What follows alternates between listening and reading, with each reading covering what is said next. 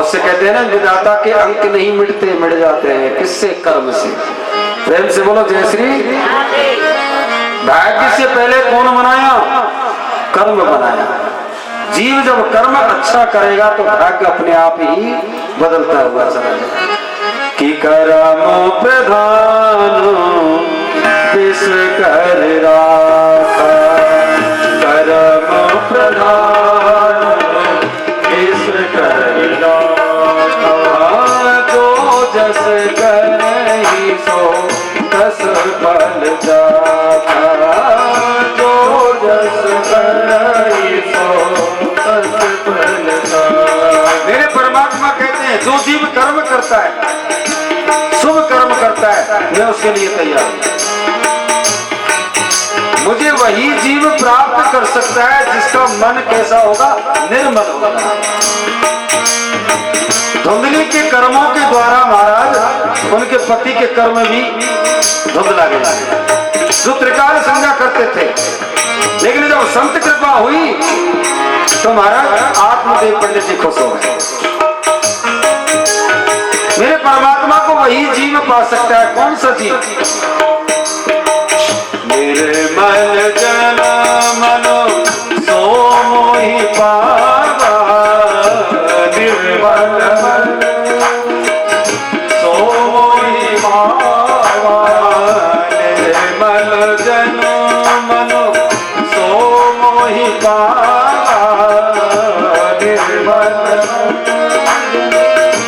सो मोहि पावा, मोहे कपट चलो क्षेत्र नभावा, मोहि कपट चलो क्षेत्र नभावा। वही जीव मुझे प्राप्त कर सकता है जिसका मन कैसा होगा? निर्मल होगा। अब बहुत से जीव कर्म बिगाड़ लेते हैं, शराब पीते हैं। शराब नहीं पीनी चाहिए। शराब से क्या होता है? वो तो ये समझ रहे हैं कि अमृत है, ये अमृत नहीं है बेटा, ये तुम्हारे घर का पतन है। प्रेम से बोलो जय श्री राधे। और पीने के बाद में क्या कहते हैं? मैंने नहीं पी। और जब नहीं पी रखी हो तो कहे मुझे पी। प्रेम से बोलो जय श्री। इनकी बड़ी उल्टी रीत है। नहीं पीना चाहिए। कर्म खराब होने के लिए अनेक रास्ते हैं। कोई भी अधर्म की तरफ चले जाओ, उसी से कर्म खराब हो जाता है। प्रेम से बोलो जय श्री। महाराज पंडित जी ने फल लिया, तुरंत दौड़ते हुए गए, धुंधली को जाकर के दिया। लो देवी ये फल खाओ, आपको बड़ा सुंदर पुत्र होगा। धुंधली ने कहा महाराज कहाँ से लाए? बोले संत भगवान ने दिया। धुंधली ने कहा कोई फलन के छोरा है क्या? मन में विचार कर रही, हमने तो बहुत सुना है आज तक कि फलन देवी छोरा छोरी है, लेकिन पंडित जी ने ले आए होंगे, कोई पता नहीं। उन्होंने कहा गोविंद स्वामी जी अभी मैंने स्नान नहीं बनाए, स्नान करके फिर मैं इस फल का भोग लगाऊंगी, फिर पाऊंगा। देखो देवी ऐसा नहीं हो जाए। बोले नहीं नहीं स्वामी चिंता मत। पंडित जी फल को देकर के प्रस्थान कर गए नदी के किनारे, वहां पर भजन करने लगे। इधर धुंधली विचार करने लगी, हे भगवान कहीं अगर ये फल खा लिया और इससे मैं गर्भवती हो गई तो गर्भवती महिलाओं को मैं देखती हूँ बड़ा भारी शरीर हो जाता है, न चलो जावे ना फिर हो जावे। हाँ ना ना मैं इस फल को नहीं खाऊंगा। ना तो खाने को मिलेगा, ना पीने को मिलेगा, ना सोने को, ना उठने को, ना बैठने को। हे भगवान ऐसा मुझको पुत्र नहीं चाहिए। और मान लीजिए चलो कोई बात नहीं, बैठ भी लेंगे, उठ भी लेंगे, खा भी लेंगे, नहीं खाएंगे। किसी दिन अगर गांव में आग लग गई और मैं 8 महीने की गर्भवती, 8.5 महीने की गर्भवती, और गांव में आग लग गई तो सब लोग तो भाग जाएंगे। और मुझ पर भगव जाएगा तो मैं तो जल जाऊंगी, इसलिए ना आना, मैं इस फल को नहीं खाऊंगा। कई ऐसे विचार उत्पन्न किए। पानी का दृष्टांत सुनाया धुंधली ने कि मान लो पानी भरने में जाऊंगी मैं, कुएं से पानी खींचूंगी रस्सी से। आजकल की तरह नहीं है नल आ रहे हैं, पहले रस्सी रहती थी, कुएं से पानी खींचते थे। ज्यादा दिन की बात नहीं है कि कितने दिन की बात है, मात्र 25 साल पहले कुएं से पानी भरते थे। प्रेम से बोलो जय श्री राधे। हाँ हाँ, नंदिनी ने मनोविचार किया, 9 महीने की गर्भवती हुई मैं, पानी से कुएं से पानी खींच रही हूँ। अगर मान लो पीछे से नहीं तेज हवा चल गई और मेरा बैलेंस नहीं बने हो तो मैं तो कुआं में गिर जाऊंगा, इसलिए मैं इस फल को नहीं खाऊंगा। चाकू दुख दार होने दे ताकि मती पहले ही हर ले। जब मेरे गोविंद जिस जीव को दुख देते हैं ना तो उसकी बुद्धि को पहले ही हरण कर लेते हैं। बोलो भागवत महापुराण की जय। महाराज इतने में उनकी एक बहुत सगी बहन थी सही, वो आई और आकर के रामा कृष्णा हुई। कृष्णा होने के बाद में कहने लगी बहन बड़ी उदास हो। बोला हाँ। बोले क्यों? बोला आपके जो जीजा जी है ना कोई फल लाए संत से। अच्छा इससे क्या होगा? बोले इससे, अरे बैठे रहने दो, कोई बात नहीं, बैठे रहने दो, बैठे रहने दो। जय श्री राधे। कोई नहीं, बैठे रहने दो, कोई दिक्कत नहीं है। प्रेम से बोलो जय श्री। अभी कथा सुनाई ना, कर्म प्रधान वेश में कर राखा। कोई पता नहीं जाने किस वेश में नारायण भैरव बाबा या वो, हम तो नहीं माने। बैठे रहने दो, कस के जय श्री राम। हाँ हाँ चलो, बहुत से तो गाली गलौज करे तो बैठो तो है। हाँ जय श्री। हाँ सत्य भैया कथा कहाँ छोड़ी हमने बताइए ना, दूसरे के चक्कर में खो गए ना। हाँ हाँ नहीं, दूसरे के हमको का लेना देना, संसार सागर है। तुलसिया संसार में और भात भात के। हाँ क्या बताया, ये तो कुछ नहीं है। हम सत्य बता रहे हैं, इस गद्दी पे बैठे हैं आपके आशीर्वाद से। अभिमान नहीं है इस चीज का, घमंड नहीं है, बिल्कुल 1% घमंड नहीं। आपके आशीर्वाद से शायद ही कोई ऐसा कोना रहा होगा हिंदुस्तान का जहां मैया की कृपा से ये बंदा नहीं पहुंचा। लेकिन और ये नहीं कि एक दिन यात्रा करके आ गए हो ना, कहीं कहीं तो 1-1 महीना और 7 दिन से तो कहीं रुके ही नहीं था। सब कौन की कृपा? मैया की कृपा। और ऐसे तो जाने कितने, हाँ गाड़ी में अलग, सीट पे बगल में अलग, और जाने कहाँ कहाँ अलग। लेकिन वो ही है इंसान जो सबको पार करते हुए और परमात्मा के लिए होता है। बोले भागवत भगवान जय जय श्री राधे। नंदिनी ने कहा ये कोई संत ने फल दिया है, फिर भी कोई पता नहीं संतन की माया। हाँ संतन की महिमा जाने रघुराई, भगवान राम जी भी नहीं पहचान पाए। हाँ। इसलिए कोई पता नहीं। प्रेम से बोलो जय श्री राधे।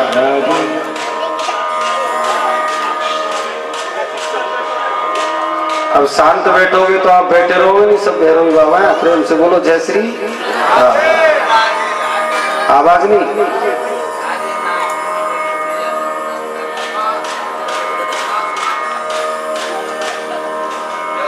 महाराज उनकी जो सहेली थी उन्होंने कहा कि हो सकता है इससे पुत्र आपके हो जाए और आप नहीं चाहते तो एक काम कीजिए ना। बोला क्या? मेरे 1.5 महीने का बालक है गर्भ में, जैसे जैसे मेरा पेट बढ़ता है उस आकार से आप कपड़े लपेटती रहना पेट में, और ऊपर से साड़ी का पल्लू लगा लेना, और पति देव के सामने होकर के एक बार इधर से एक बार इधर से निकलेगा। बस पति देव जी समझ रहे हैं कि हमारी पत्नी गर्भवती है। और ये जो फल है ना, जो आपकी गैया है, उस गैया को जाकर के खिलाते। ऐसा ही हुआ। तो नारद ऋषि जी ने जो फल दिया वो गौ माता को खिलाया। और महाराज 8-9 महीने के बाद में जो उनकी बहन थी उनके संतान हुई, तुरंत संतान को लेकर के धुंधली के पास आ गई। बहन बहन बोला हाँ ये लो बालक हुआ है। तुरंत धुंधली ने अपने कक्ष में जाकर के सारे कपड़े लत्ते हटाए, हटा हटू करके लाला को लियो और 4 पाई पर सो गई, ऊपर से चद्दर ओढ़ ली। अब लाला बड़ी जोर से रो रहा है, प्रेम से बोलो जय श्री। उधर कुछ समय के बाद में गौ माता ने भी बच्चा को जन्म दिया। बड़ा सुंदर बालक गौ माता। गौ माता ने जो बालक को जन्म दिया वो भी एक पुरुष के रूप में दिया। पूरा शरीर मनुष्य का और मात्र जो कान थे ना वो गौ माता के जैसे थे, लंबे लंबे। आत्मदेव पंडित जी आए महाराज भजन करके, देखा कहाँ तो घर में एक भी बालक नहीं और आज कहाँ घर में 2-2 बालकों की किलकारियां हो रही है। जय हो संत भगवान, बोलो संत भगवान। महाराज सूत जी कहने लगे बालक तो जब बड़े हुए नामकरण के लिए आत्मदेव जी ने कहा लाओ देवी इस बालक का नामकरण कर दूं। धुंधली ने मना कर दिया, अगर आपको नामकरण संस्कार करना है तो मेरे बेटे का नाम नहीं रखूंगी, और अगर आपको ज्यादा पंचांग से और वेद शास्त्र से नाम लगन करना है ना तो जो गौ माता के बालक है ना उसका कर लीजिए। ठीक है देवी जैसी आपकी आत्मदेव पंडित जी ने पंचांग निकाला, घड़ी निकाली, घोड़ा निकाली, सब लग्न पार निकाल करके और उस बालक का नाम गोकर्ण रखा गया। प्रेम से बोलो जय श्री। और जो धुंधली के बालक हुआ उस बालक का नाम क्या रखा गया? धुंधकारी, अपने नाम से जुड़ता हुआ। धुंधली क्या होती है? जिसको धुंधला धुंधला दिखाई देता हो वो धुंधली होती है? बोले नहीं, धुंधली उसे कहते हैं जिसके कर्म धुंधला गए हो, जिनके कर्मों में अंधेरा आ गया हो उसको हम धुंधली कहते हैं। और अपने नाम से जुड़ता हुआ बेटे का नाम भी क्या रख दिया? धुंधकारी। अब धुंधकारी कैसा? ऐसा अत्याचारी धुंधकारी हुआ महाराज कि छोटे छोटे बालकों को पकड़े और नदी में डाल, बड़ा पापी हुआ, बड़ी दुष्ट आत्मा बालक हुआ। और गोकर्ण कैसा बालक हुआ? जो सदैव भगवान का चिंतन करता है, भजन करता है, राम राम करता है, राधे राधे करता है। प्रेम से बोलो जय श्री।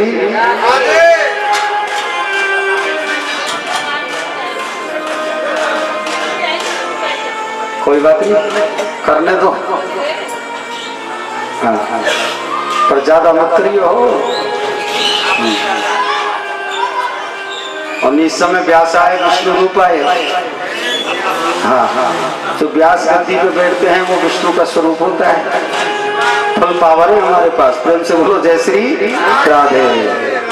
हाँ, पावरों की कमी थोड़ी है। हाँ हाँ, अब इसकी क्या गलती है भाई? दैत्यों की है ये चीज, तो समुद्र से निकली है 14 रत्नों तो वो पान तो करेंगे ही करेंगे। प्रेम से बोलो जय श्री।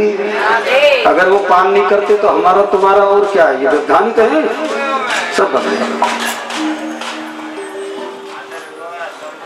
बोलिए सच्चे दरबार की हो।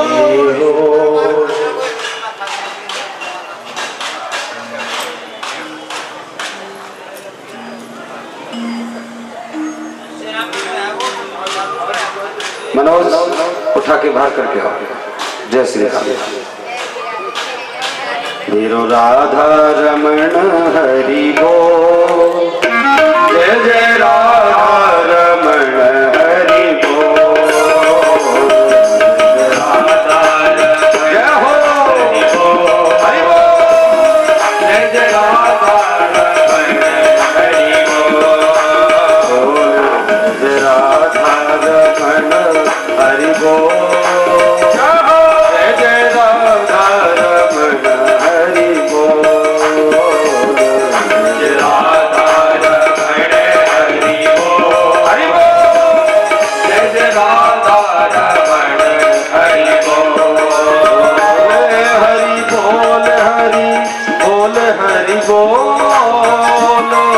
हरि बोल हरि हरि हरि बोल हरि बोल हरि बोल हरि बोल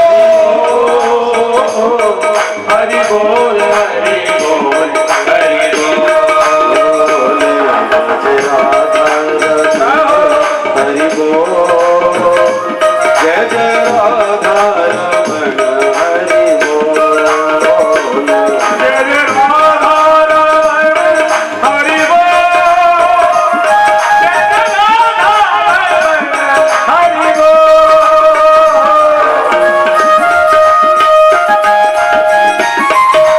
श्री राधे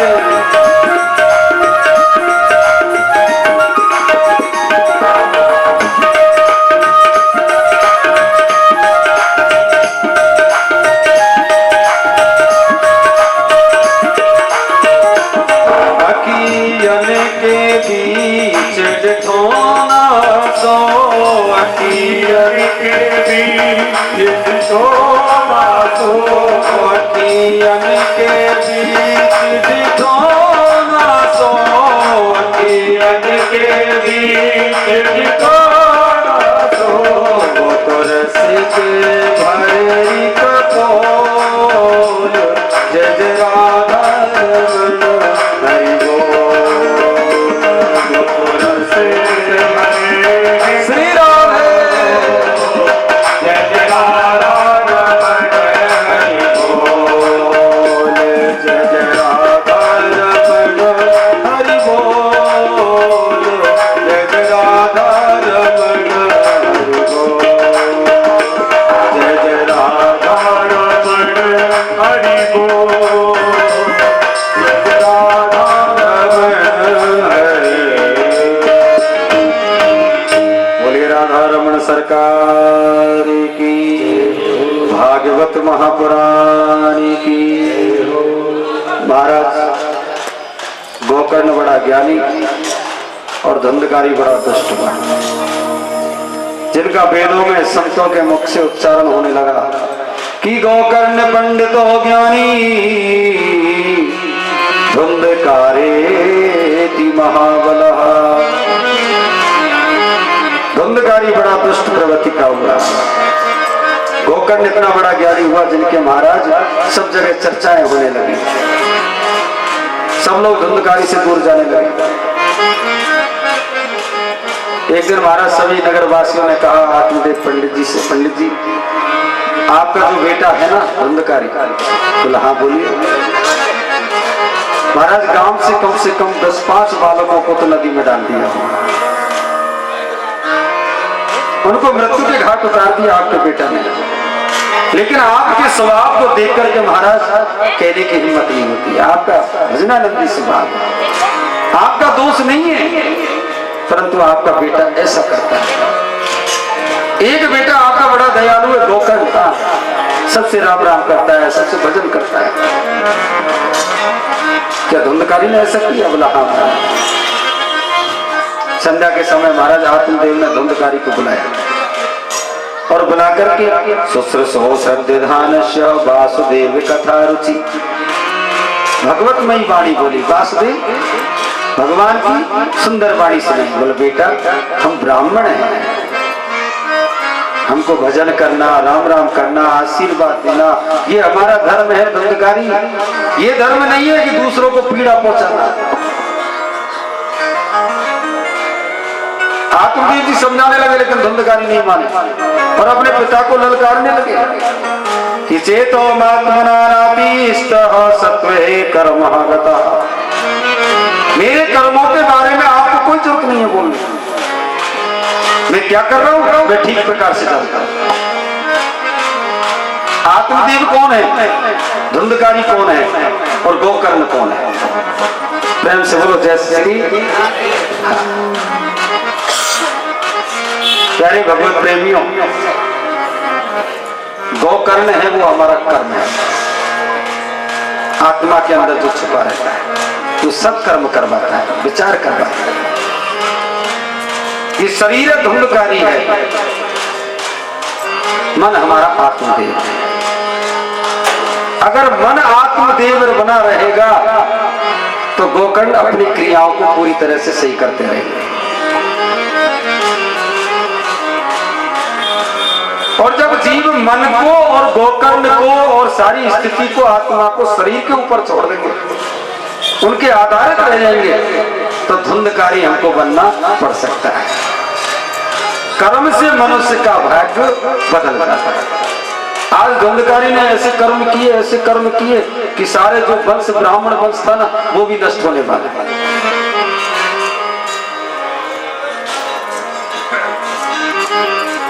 आत्मदेव आत्मा है, देव आत्मा के अंदर जो निवास करता है वो एक परमात्मा है जिसको देव कहते हैं।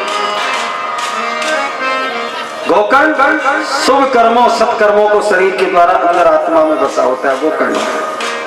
धुंधकारी दुष्कर्म जो जीव कर जाता है शरीर के द्वारा, वो धुंधकारी हो जाता है। लेकिन धुंधकारी नहीं मानता, पिता को डांटता है बड़ी जोर से। जब पिता का अपमान होने लगा तो गोकर्ण जी आ गए, पिताजी प्रणाम। बेटा गोकर्ण बोले, पिताजी इसके मुंह में मत लगिए, आप इधर आइए। बड़े ज्ञानी है गोकर्ण जी, पिताजी को लेकर के चले गए हैं और पिताजी से कहने लगे, पिताजी आप इस घर में मत रहिए, मैं आपको भगा नहीं रहा हूं, आपको निकाल नहीं रहा हूं, मैं तो आपसे करवत निवेदन करता हूं कि अब ये घर आपके लायक नहीं रहा और मेरे आत्मा में बड़ी संतुष्टि होगी कि मेरी आंखों के सामने आप तीर्थों के लिए इस घर को छोड़ करके प्रस्थान करें, तीर्थों को चले जाइए। अगर पिताजी आप नहीं मानते तो आपकी मर्जी है, मैं तो आज भारत की परिक्रमा के लिए निकल रहा हूं। इतना कहकर के गोकर्ण तो महाराज चले गए और बाद में आत्मदेव जी घर को छोड़ करके और भद्र का आश्रम की तरफ प्रस्थान कर गए। बोलो भागवत भगवान की। और भजन करते करते आत्मदेव ने अपने शरीर को गोविंदायो नमो नमः। अब तो इधर धुंधकारी महाराज कोई डर नहीं रहा, निडर हो गए। जो माता पिता का धन था सारा का सारा लिया, जाकर के शराब पीने लग गया, पर स्त्री गमन करने लग गया धुंधकारी। जो भी धन है जाकर के वेश्याओं को लुटा देता है, सारा धन समाप्त हो गया। चोरी करने लगे, अड़ोस पड़ोस में चोरी करता है, शराब पीता है। अंत में महाराज बड़ी बड़ी चोरियां करने लग गए, अति हो गई है हमारा धुंधकारी। एक दिन धुंधकारी ने मन में विचार किया, अभी तो हमारे घर में ही बहुत धन होगा, ये चोरी में क्यों चला गया। तुरंत माता को आकर के कहने लगे, माता श्री लाइए हमें धन दीजिए, पैसा दीजिए हमें। माता ने कहा, बोले बेटा जो पैसा था जो धन था वो तो सारा का सारा मैंने आपको दे दिया, अब मेरे पास कहाँ है, अब मेरे पास कोई धन नहीं। क्या आपके पास धन नहीं है? बोला नहीं। तुरंत धुंधकारी ने अपनी माता की गर्दन को पकड़ लिया और कंठ को दबाने लगा। धुंधकारी धुंधली ने कहा, हे भगवान ये दुष्ट अत्याचारी पापी, इसके हाथों के मरने के बजाय तो अगर मैं स्वयं आत्महत्या करूंगा तो वो अच्छा होगा, कोई बहाना बनाना चाहिए। तुरंत महाराज धुंधली ने कहा, बेटा सुन, मुझे याद आया, लेकिन मैं रात को आपको धन दूंगी, तेरे पिता ने बहुत धन गाड़ रखा है। बोला रात को देंगी? बोला हाँ। धुंधकारी ने कंठ को छोड़ दिया और छोड़ करके महाराज सूर्य कहने लगे, हे ऋषि रात के 10, 11 बजे 12 बजे धुंधली अपने घर को छोड़ करके और जंगल में प्रस्थान कर गया। और जंगल में प्रस्थान किया तो जंगल में देखा महाराज एक कुआं था, उस कुएं में जाकर के धुंधली ने गोविंदायो नमो नमः। अब धुंधली को ज्ञान तो था ही नहीं कि आत्महत्या करना बड़ा पाप होता है। अगर वेदों की तरफ जाती, अपने पतिदेव की सेवा करती तो ये सारा ज्ञान उनको मिलता। उनको बोध था नहीं और जाकर के आत्महत्या कर ली। अब धुंधकारी अकेला रह गया, 2-4 वेश्याओं को लेकर के घर में ही रहने लगा। बाहर से चोरी करके लाता है और वेश्याओं को ला करके धकेल देता है। छोटी चोरियों से बड़ी चोरी से महाराज नगरों की चोरी करने लगे। देश भर में महाराज धुंधकारी का नाम हुआ, बड़ा भारी डकैत है। एक दिन महाराज वेश्याओं ने विचार किया कि मान लो अगर धुंधकारी ने राजा और महाराजाओं के यहाँ चोरी की और रानियों के गहनों को लेकर के आ गया और उन गहनों को हमको देगा और हमने जाकर के सुनार को बेच देंगे, और सुनार के अगर यहाँ खरीदने के लिए राजा आ गए, वो पहचान गए तो सारी तहकीकात होने लगेगी। कहाँ से आया, किसके द्वारा आया, कैसे आया। तो धुंधकारी तो मरेगा सो मरेगा, लेकिन साथ में हम भी मारी जाएंगे। इसलिए क्या करना चाहिए, बोला आज रात्रि को धुंधकारी को गोविंदायो नमो मार देना चाहिए। यदुनध्यासना युक्ता कर्म ग्रंथि निबंधनम छेदन्ति कोविदारस्य कोने कुर्यातिरसो बलः। 4-5 वेश्याओं ने मिलकर के महाराज और ऐसा विचार कर लिया, ये वेश्या कौन है। वैसे हमारी ज्ञान इंद्रियां हैं, कर्म इंद्रियां हैं, इंद्रियां हैं।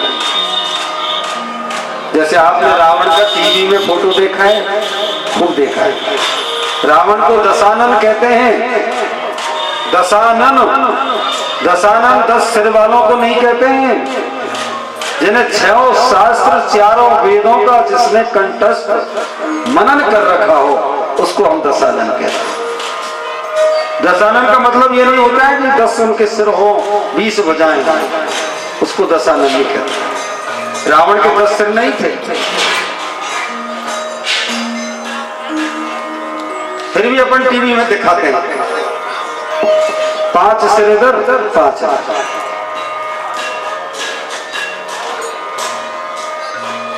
अब जो बीच का सिर है ना, वो तो दोनों तरफ है, आधा इधर और आधा इधर। आधा तो अहंकार का और आधा धर्मार्थ। जब रावण युद्ध के बारे में थोड़े विचार करते हैं कि हमें युद्ध नहीं करना है, ऐसा विचार आता है रावण को। रामायण जी अपन ने देखी है टीवी में। तब वो अहंकार वाला रावण कहता है तो 4-5 सिर इधर। रावण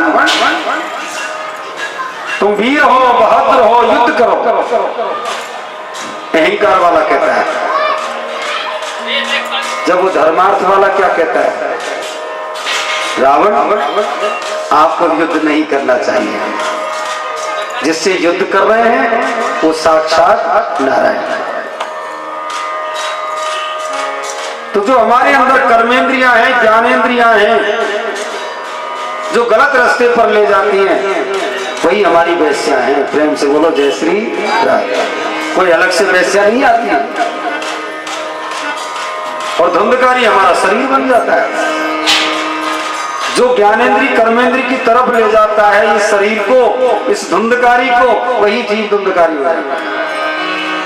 बोलिए भक्त वत्सल भगवान की जय।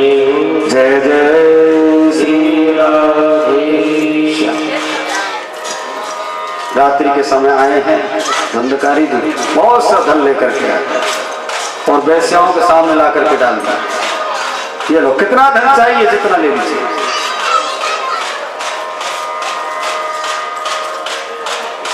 सूर्य जी कहने लगे, हे राजा,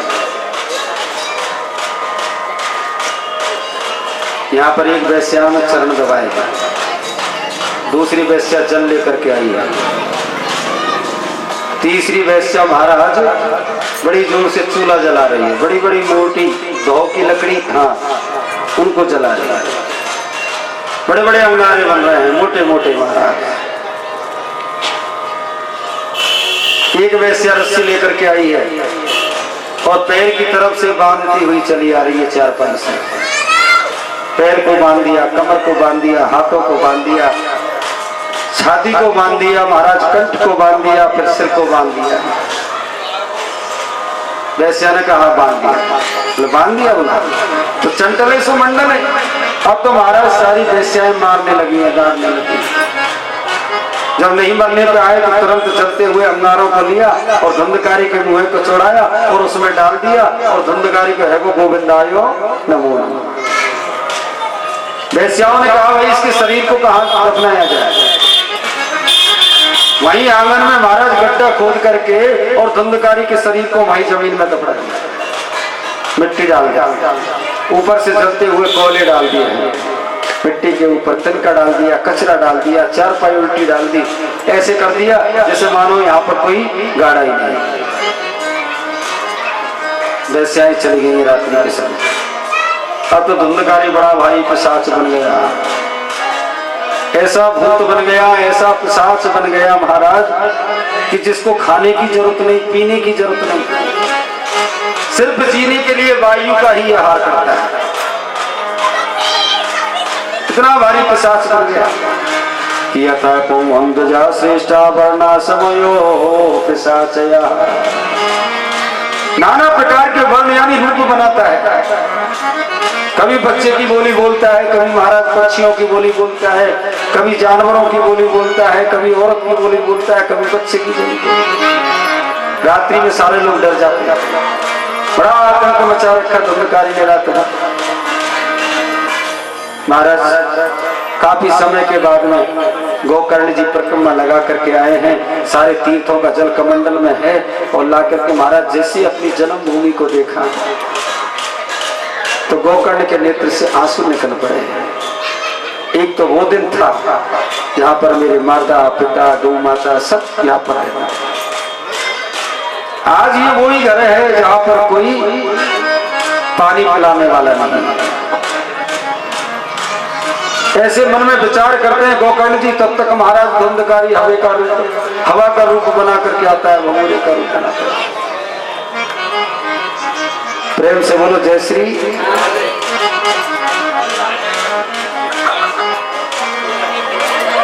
कभी भैंसे का रूप, कभी महाराज कुछ रूप, को कुछ। सूत जी कहने लगे हे राजन, गोकर्ण ने अपने कमंडल से जल निकाला, निकाल करके और उस हवा के ऊपर डाला, तुरंत उसमें से जीवात्मा प्रकट हो गई और कहने लगे हेम भ्राता तदयोस्मि, हे भाई मैं तेरा भाई हूँ, हेम भ्राता तदयोस्मि, धुंधकारी नामता, मेरा नाम धुंधकारी,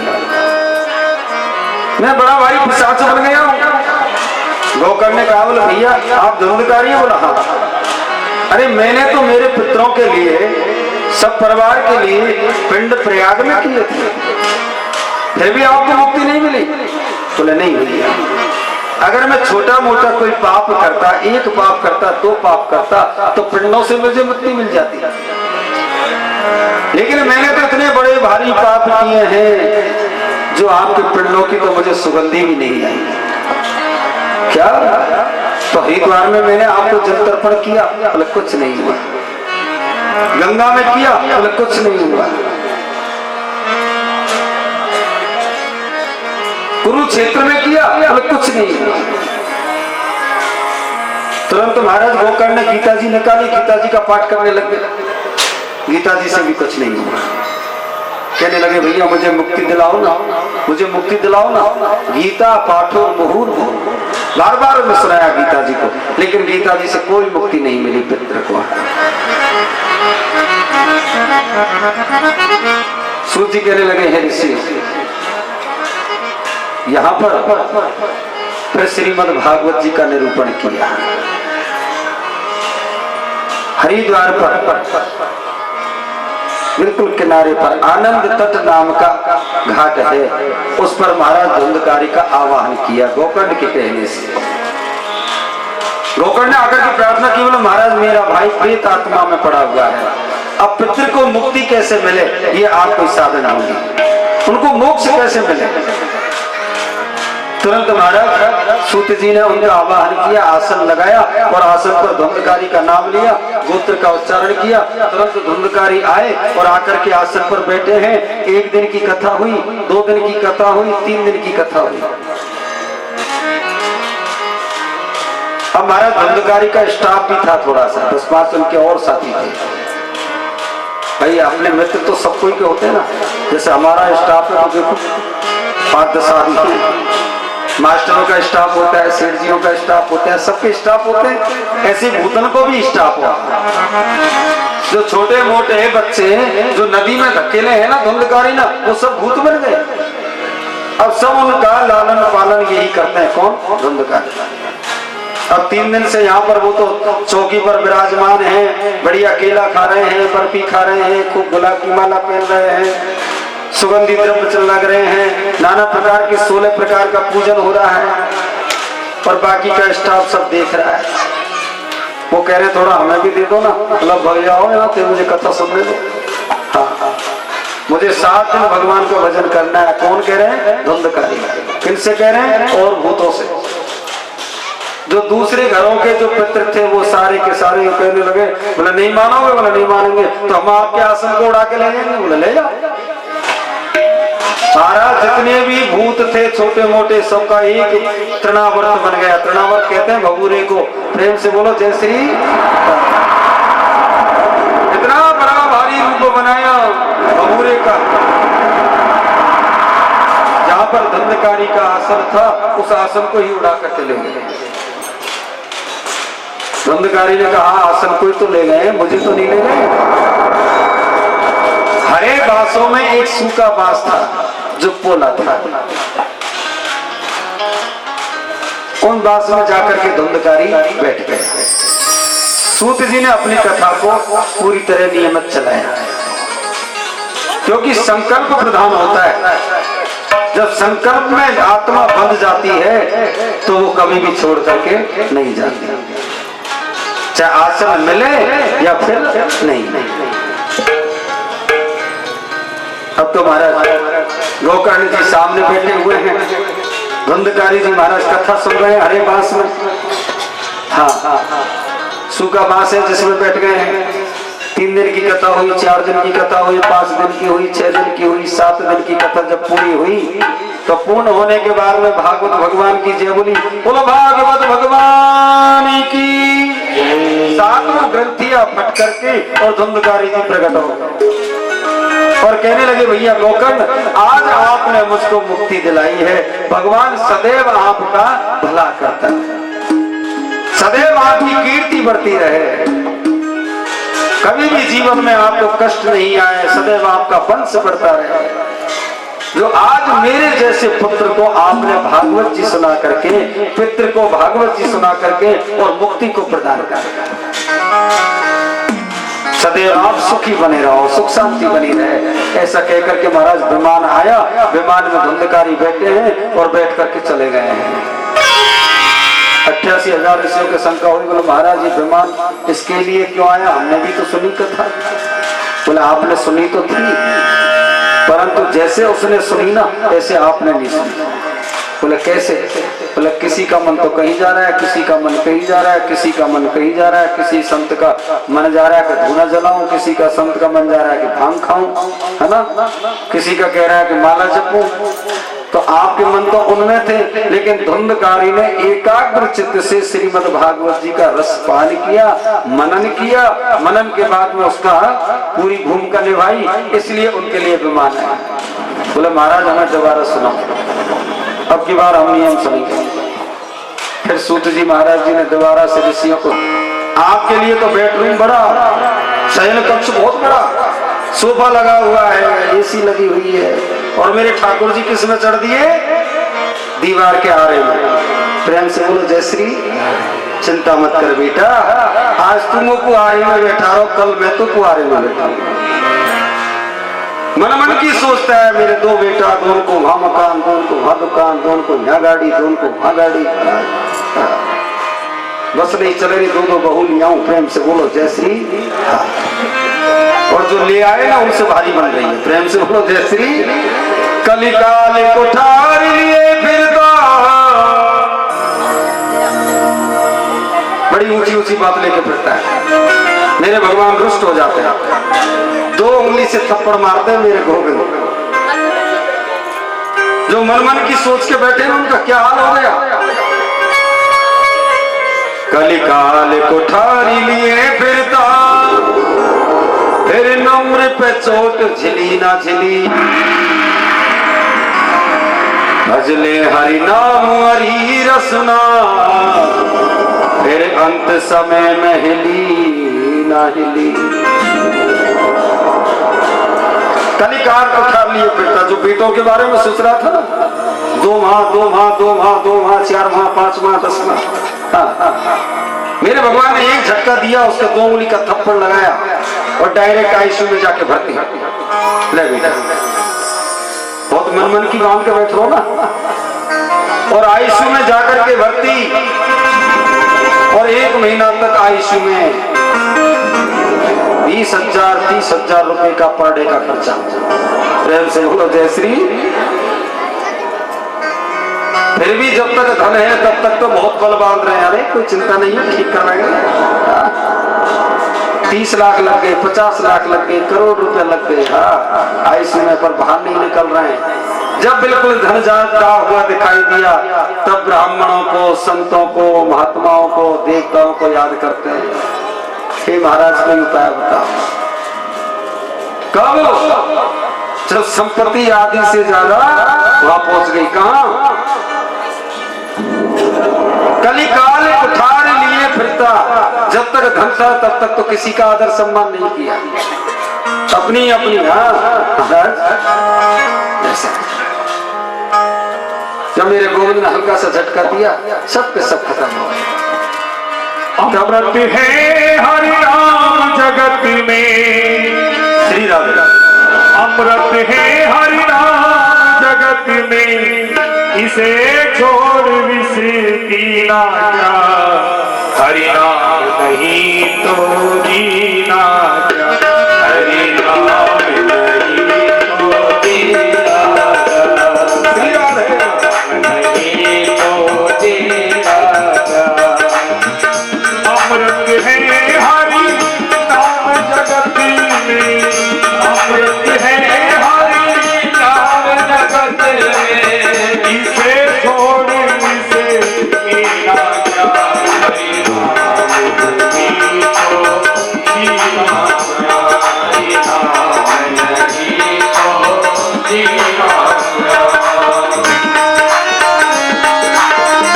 आगे सेवा कमजोरी बड़े भाव से सभी बोले वाजपेयी बिहारी लाल की जय हो, श्री राधे।